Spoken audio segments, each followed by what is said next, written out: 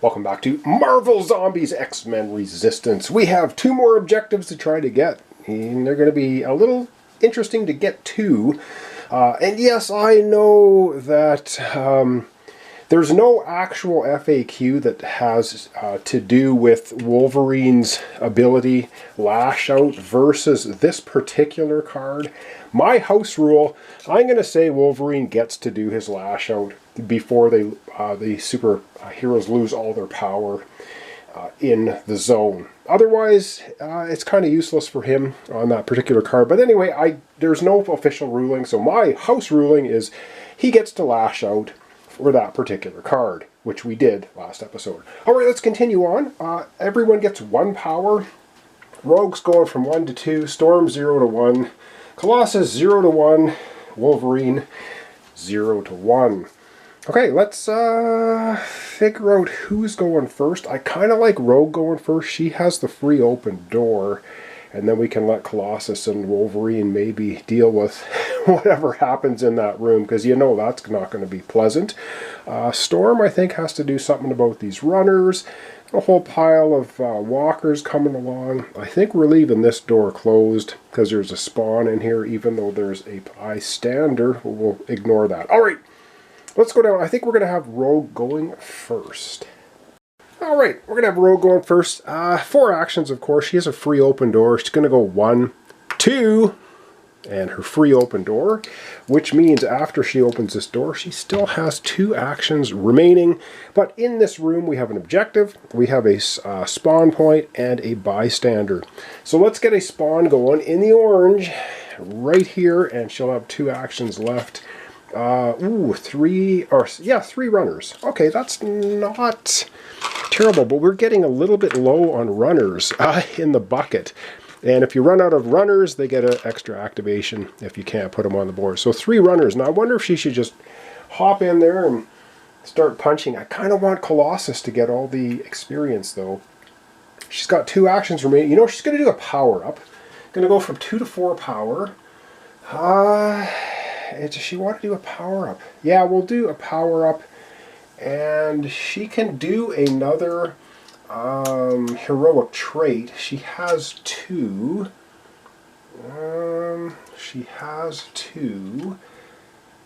You know what she's going to do for her final action. So she did a power up. So free open door, 1, 2, power up, 3rd action. Her 4th action, she's going to move right in here with these runners. And you're like, what? Oh, we didn't see what the bystander was.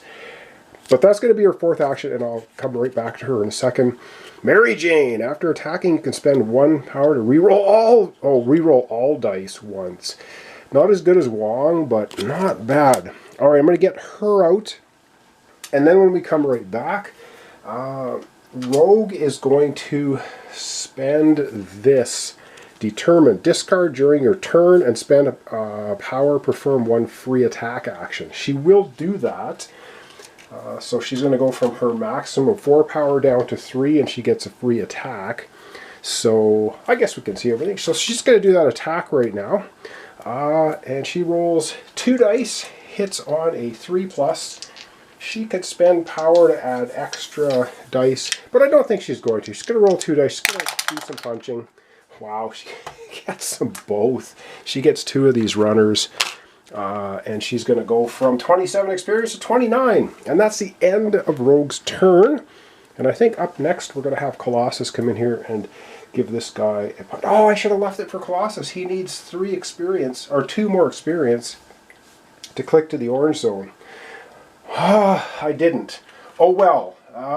Rogue got a little greedy on the experience, but it is what it is. Alright, I'm going to get this miniature out, and I think we're going to have Colossus go next. Alright, we're going to have Colossus going next.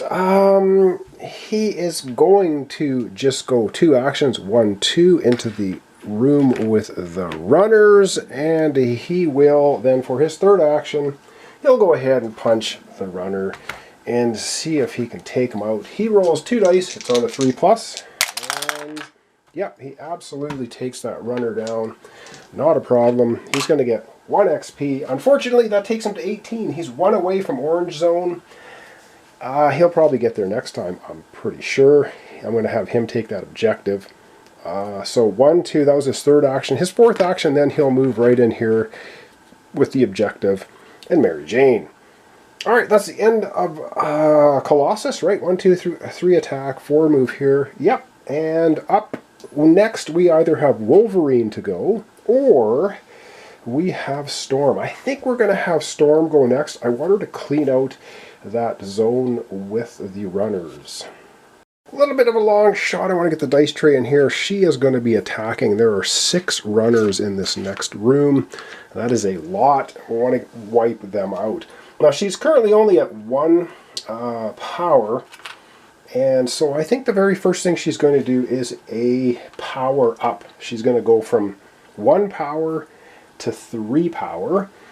And that's her first action. Her second action is going to be attacking the zone with the runners with her lightning bolt, and then she'll have chain lightning, which is a free attack. So she's going to spend all 3 power. That's going to give her a total of 5 dice to roll. She hits on a 3+, and I think I can get that in there like that. Oh yeah. So she's going to be rolling. Basically, for her second action, she gets to roll 5 dice twice to try and hit these runners because of chain lightning. So the first attack, she gets 1, 2, 3, 4 hits. So 4 runners are no more from the lightning. And she has chain lightning, which is her orange ability, which means she gets to roll the same amount of dice again for a free attack. So if she can get 2 hits here, and wow, she just gets 2 hits. She gets 2 2s and a 1, but she gets 2 3s. That's enough to take out all of those 6 runners. So she's going to go 6 experience, 29 to 35. Now remember, we click into red zone at 43, so she's getting a little dangerously close. And then she's just going to move to 1, 2 for her final 2 actions to join Wolverine, who's up next. Alright, Wolverine is going to go 1, 2, and for his third action, I think he's going to open this door. Is he going to open this door? Or do we want to leave it for... do we want to leave that for... You know, I think we're going to leave the door for Rogue to do free open next time. So that was 2 actions for Wolverine. His third action will be a power-up, and his fourth action will get a heroic trait, which will then, each time you draw a heroic trait, gain a power. So he'll basically be maxed out on power, and he gets another heroic trait. And let's hope, well, it doesn't matter if it's a, oh, he gets Guardian. Discard when enemies move into a zone within range 2 containing a bystander or superhero. Move into that zone ignoring enemies. Okay. So he's maximum power because he's the power up, and he got heroic trait and moved twice. That's the end of all of our heroes activations. And up next, of course, these zombies that remain are going to move, and then we have 3 spawn points still. Alright, all these walkers are trying to go 1, 2, 3, 4 to Storm, or 1, 2, 3, 4. Wow, they can actually get the Storm in 2 different ways. So you know what? They will split then. They will split up. So 3 of them are going to go this way. Oh no, they're all going this way. What am I talking about? They're not splitting up. They're all coming in here. Okay, so that's all of the 6 walkers moving. And we have 2 runners left on the board to move. And I think that's about it. We can see them up here too. Now their only viable route is to go all the way around, so they're going to go 1, 2 to here because they have no other way to go. Because this door, if this door was open, if we can just see that off the side here, they would have smashed the window, but the door's not open, so that's not a viable route for them. So they're going to go there. That's it. Alright, we are on to spawn time. Of course, we have 1, 2 spawns and 1 at the bottom, so let's start at spawn point 1. Alright, spawn point 1 in the orange. Orange is so bad, and we get 4, look at 1, 1, and 4 brutes. Okay. Ooh, that's a lot of brutes. It's the only brutes on the board, though, so 4 of them, not the end of the world. I think there's 12 in the game before they start getting extra activation. Still, 4 is a lot. Alright, we have a second spawn point. Let's do it. And the second spawn point up here in the orange. Oh, yes. Oh, man. Okay, we get a super hero zombie. Our next superhero zombie showing up is going to be Falcon. Ignore superheroes if there's any bystanders on the board. Inflicts 1 wound to 1 superhero at each zone he leaves. Automatically devours any 1 bystander standing in the zone where he ends his activation. So he just snacks on them. Alright, let me find Zombie Falcon and get him out on the board. Alright, so here's Zombie Falcon. This is a huge miniature. Looking pretty ragey, but there we go. Zombie Falcon shows up. We have a final spawn point at the bottom of the board, and let's do our final spawn for today. And our final spawn right here at the bottom of the board in the orange, and we get a hidden bystander. Ooh, okay. Wow. Hidden bystander. So we know how this works. So we basically grab a bystander from the bystander deck, and the bystander we have hiding is Amanda Sefton. Ooh, she's a fighting one too. If enemies spawn within range 1 before any rush, you may spend 1 power to move 1 zone, ignoring enemies. Alright, well, she's hidden currently in this spawn location. We're going to have to draw another spawn card, of course. So we'll do that, and then I'll find her miniature. She's down here. Alright, so we're still in the orange, and let's grab our next orange card. Wow! Oh, spawn then activate. 8!